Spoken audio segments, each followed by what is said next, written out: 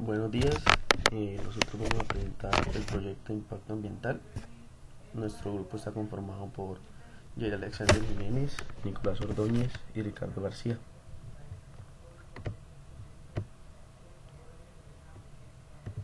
Este proyecto pues desea evaluar el impacto ambiental generado por la ampliación del Aeropuerto Internacional Simón Bolívar en la ciudad de Santa Marta. Todo esto pues por medio del estudio del ambiente, la localización y descripción del proyecto de la zona de influencia. Eh, el turismo en Santa Marta es la principal economía de la capital del departamento del Magdalena, y en esta medida su aeropuerto es el medio de llegada de miles de visitantes anuales para mejorar la economía de esta región. La inversión que se va a realizar en este proyecto va a ser de 110 mil millones de pesos y permitirá duplicar el área del aeropuerto, pasando de 6.271 metros cuadrados a 15.413 metros cuadrados. En el proyecto se desea construir una nueva torre de control y nuevos puertos de abordaje. Con estas obras, la terminal podrá atender más o menos a 2.6 millones de pasajeros al año, lo que hace que este aeropuerto sea uno de los más grandes del país. Como dije anteriormente, se localiza en la ciudad de Santa Marta. Los ambientes de la zona de influencia los podemos identificar en medio físico, medio biótico y el medio socioeconómico. En el medio físico podemos ver que el clima, la temperatura varía entre los 24 y los 31 grados centígrados, lo que hace un clima cálido. Su precipitación de un día mojado en un día mojado es por lo menos 1 milímetro de líquido o precipitación equivalente a líquido. La probabilidad de días mojados en Santa Marta varía considerablemente durante el año.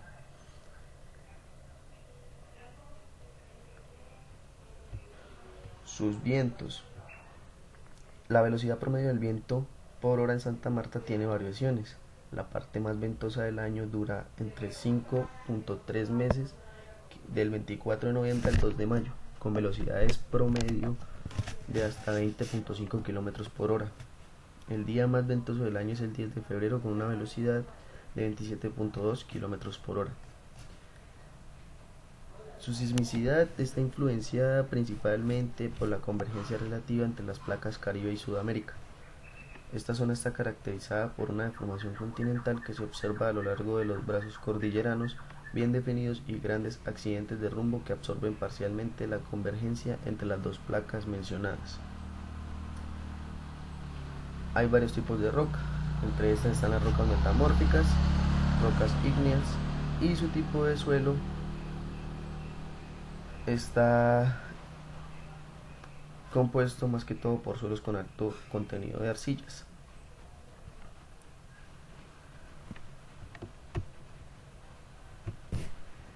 En su medio biótico, la fauna y la flora de la región Caribe es muy prolífica y exótica.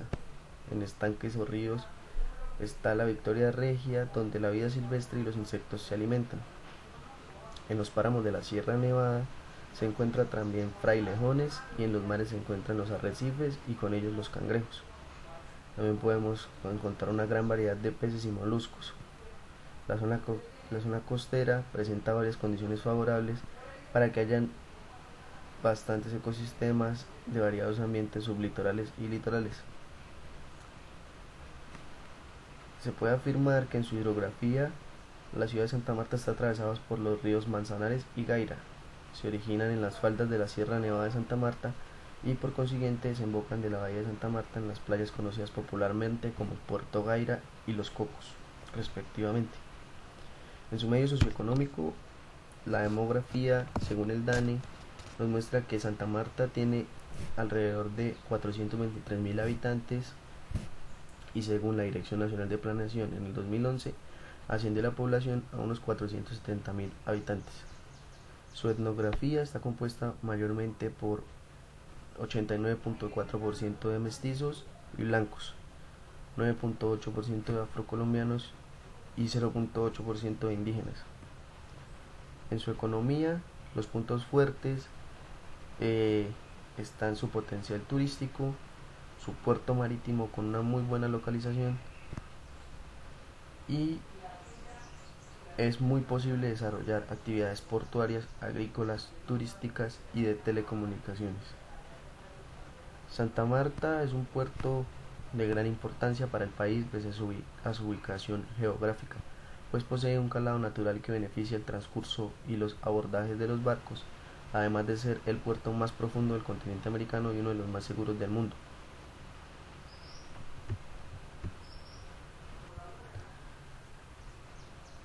Para identificar los impactos ambientales que ejercía este proyecto en la región, decidimos utilizar principalmente el método de CONESA, que es un método directo que evalúa directamente, valga la redundancia, cada uno de los impactos ambientales identificados pues por medio de la investigación que se ha realizado en el proyecto.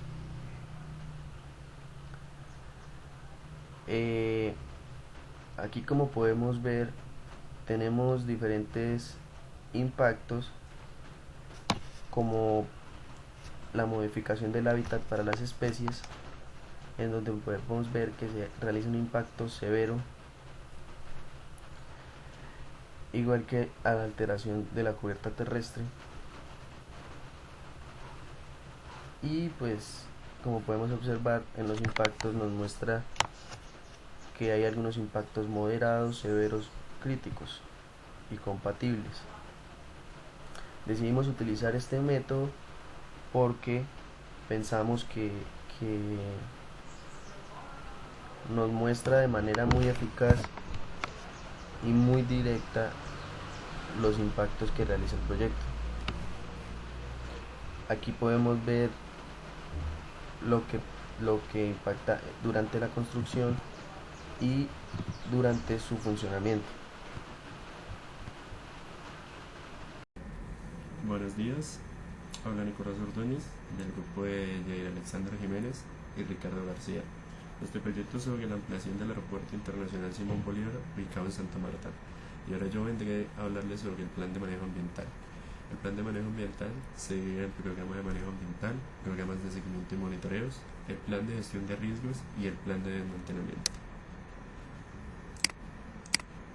El programa de manejo ambiental son unas fechas que se deben hacer en el que, valga la redundancia, son los programas o intenciones que tiene por llevar a cabo el proyecto, los subprogramas que tiene cada uno, el impacto ambiental que se ve afectado por cada uno de ellos, las fases en las que se realiza cada uno o en las que se ve cada uno, y las medidas de manejo de propuesta, que son cómo se llevará a cabo cada uno de estos programas. Entre los programas podemos encontrar para nuestro proyecto el programa de manejo de residuos sólidos y sustancias peligrosas, manejo de la capa orgánica de los suelos, programa de manejo de cobertura vegetal y hábitats terrestres, atención al flujo migratorio, manejo del empleo asociado al proyecto, formalización y fortalecimiento de la oferta de bienes y servicios locales, programa para el manejo del ruido. Estos son algunos de los que se tienen en cuenta para nuestro programa de manejo ambiental. Bueno, ahora les hablaré sobre el programa de seguimiento y monitoreo, el cual se dividió en dos. El primero es el seguimiento y monitoreo de los planes y programas, que son cómo se va a llevar a cabo o qué cosas se tienen que tener en cuenta, cómo se va a hacer los planes y programas mencionados anteriormente. Cada uno de ellos tiene que tener una ficha o un cuadro en el que se especifica la descripción de las medidas, como se ven en estos ejemplos, en el que, por ejemplo, para el manejo del ruido, que es un programa que ya habíamos mencionado anteriormente en el programa anterior, se tiene que especificar qué tipo de medio es, qué programa de manejo está asociado a este, los objetivos o metas, las medidas de seguimiento y manejos a desarrollar, la frecuencia en la que se hace cómo se miden estos ítems, por así decirlo. Entonces, un ejemplo vendría siendo el manejo del ruido. ¿Cuál es la descripción de la medida? ¿Cómo se va a tener en cuenta cómo se va a medir el manejo del ruido en nuestro proyecto? Primero se tiene que hacer la identificación de la emisión del sonido, y su nivel de emisión sonora se hará con un sonómetro. Este es el equipo que se tiene normalmente para proyectos de gran magnitud. La duración de las medidas de este debe ser de al menos 5 segundos por cada fase de ruido existente, de manera que se caracterice detalladamente cada uno de estos. Posteriormente se analizan los resultados y se identifican las frecuencias e índices acústicos. Esto se mide por medio de decibeles. Teniendo en cuenta los decibeles de los resultados, podemos identificar si la emisión sonora es muy alta, normal o baja, y dependiendo de estos se tienen consecuencias o se tienen que hacer acciones para mitigar estos en dado caso de que sean altos. Y lo mismo con cada plan y programa, se tiene que hacer una descripción, la frecuencia para cada uno de ellos. Bueno, acá otros ejemplos: fortalecimiento de la oferta de bienes y servicios, manejo de capa orgánica de los suelos. Hay otros ejemplos en el informe final. Bueno, ahora la segunda parte de este programa vendría siendo el seguimiento y monitoreo de la calidad del medio. ¿Qué es esto? Es como medir, monitorear, valga la palabra, caracterizar el medio en el que nos estamos metiendo en el proyecto, el antes y el después. ¿Cómo era antes? ¿Cómo eran las características de estos antes y cómo se ven afectados después de ellos? Entre esos se pueden encontrar el suelo, el agua, el aire y el ruido.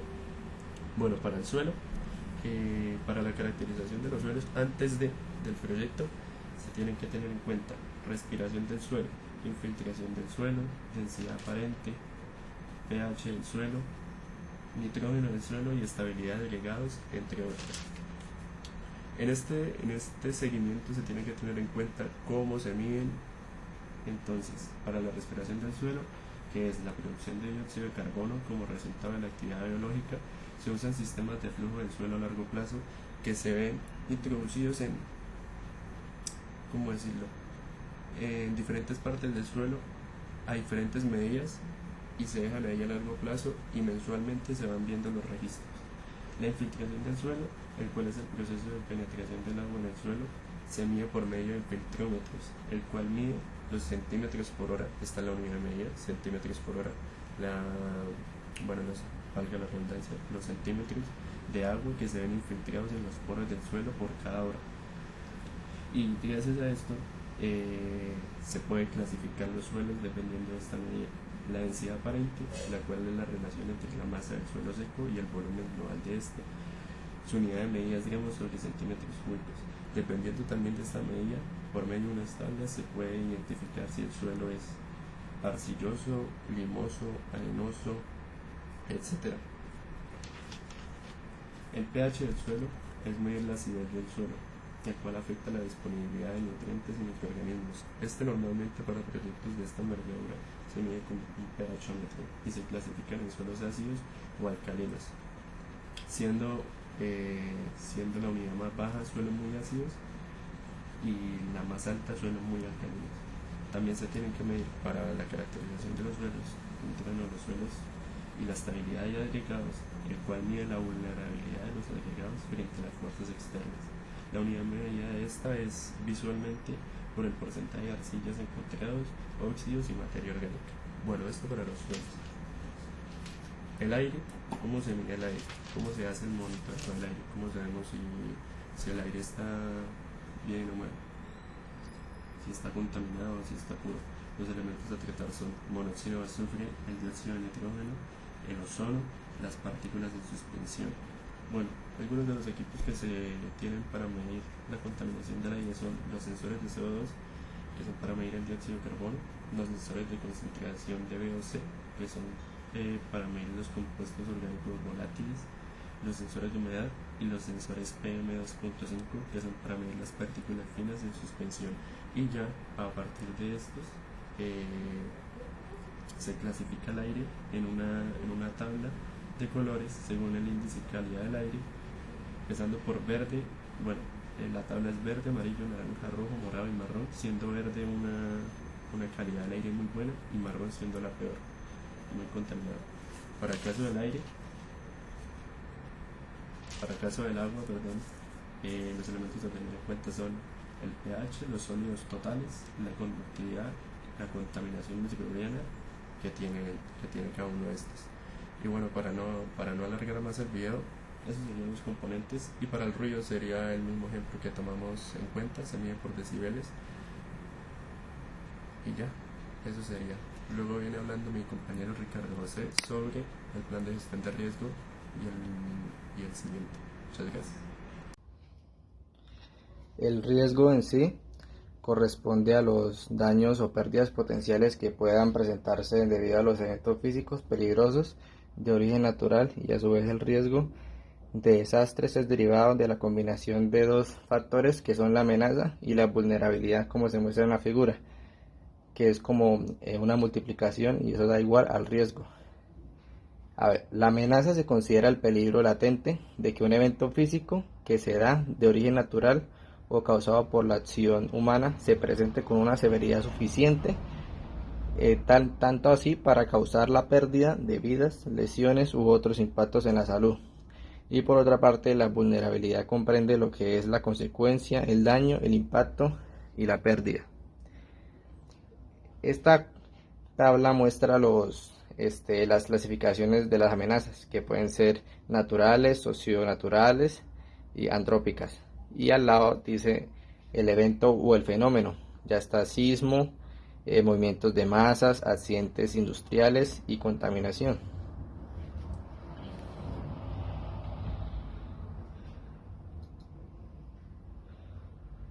Por otra parte tenemos el análisis operacional.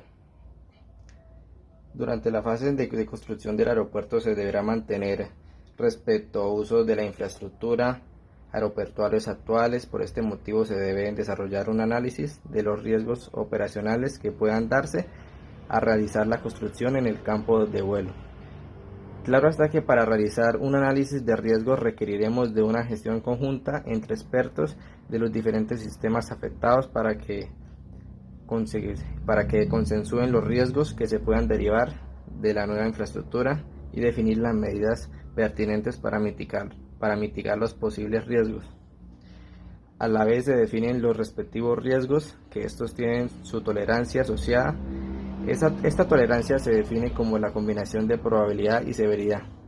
En la siguiente tabla podemos ver la identificación de los riesgos que ya están definidas en cierta clasificación de ambientales, económicos, políticos, legales y otros.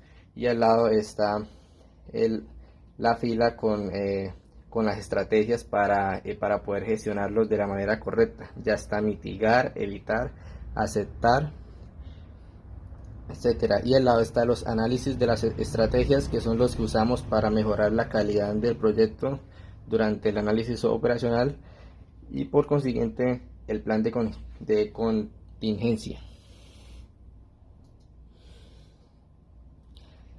Por otra parte tenemos el plan de desmantelamiento.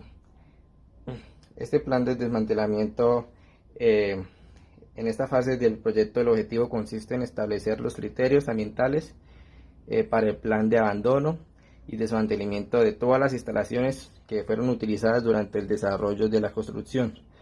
Por ello, se llevan a cabo dos tipos de medidas, que son las medidas de mitigación y las medidas de restauración.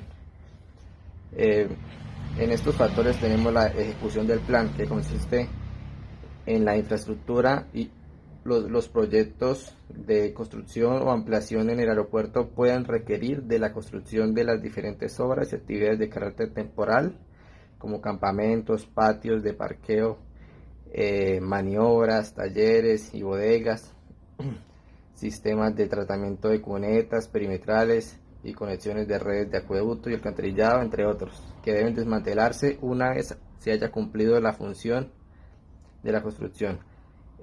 ¿Cómo funciona el desmantelamiento de instalaciones? En esta fase es una prácticamente de las últimas y se desarrolla después de que se cumplieron todas las funciones y objetivos de dichas instalaciones. Se trata de desarmar todos los equipos, desconectar todas las tuberías, retirar los campamentos, reconformar el terreno, desmantelar las bodegas, oficinas, talleres, entre otros.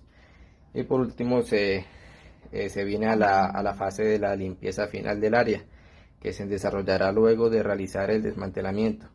Se hará una limpieza